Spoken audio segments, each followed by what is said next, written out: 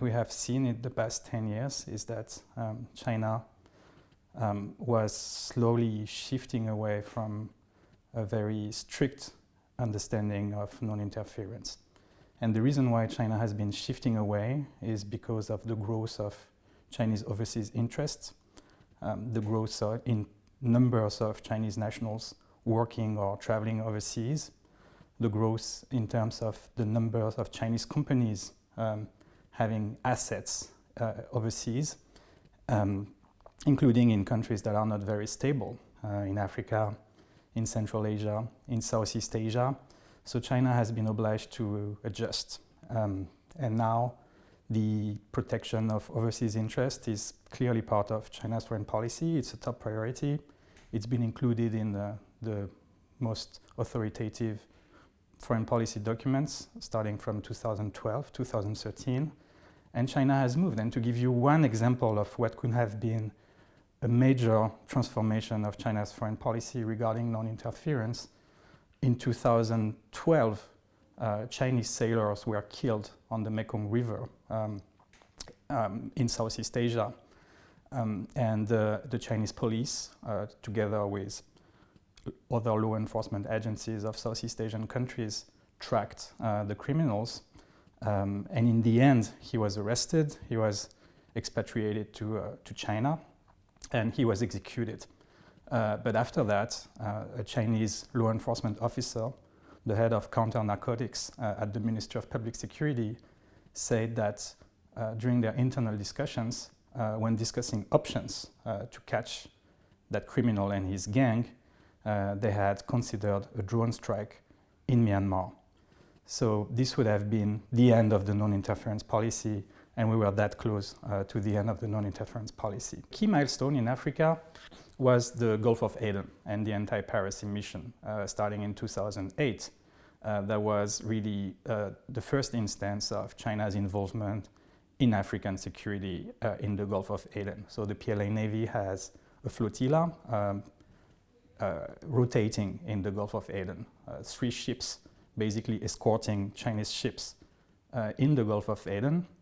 And this is now leading to the establishment of the first, let's call it what it is, naval base in Djibouti. This was announced last November and confirmed by the Chinese Foreign Minister earlier in March at the National People's Congress. And this is going to be facilities for the Chinese Navy to support the anti-piracy escort mission. And it's very important, and it's a strategic shift, if you wish, in the sense that no bases overseas was a symbol of the non-interference policy. China doesn't interfere in other countries' internal affairs, and it has no basis, unlike the United States. And now China calls it overseas facilities, but it's a base. And the mission that the Chinese Navy will continue carrying out in the Gulf of Aden is anti-piracy, but maybe in the future the base will also help support other missions of the Chinese military. And one option is the evacuation of nationals overseas. Last year, in March, the Chinese Navy evacuated 600 Chinese plus hundreds of other nationals from Yemen, and they were evacuated to Djibouti. So that's the kind of mission that China and the Chinese Navy may carry out in the future. I think that the anti-terrorism law that the National People's Congress passed last December is also possibly another milestone in the involvement of China in international security affairs. There's one article making clear that the Chinese government can dispatch the PLA on counter-terrorism missions. So we don't know what that is.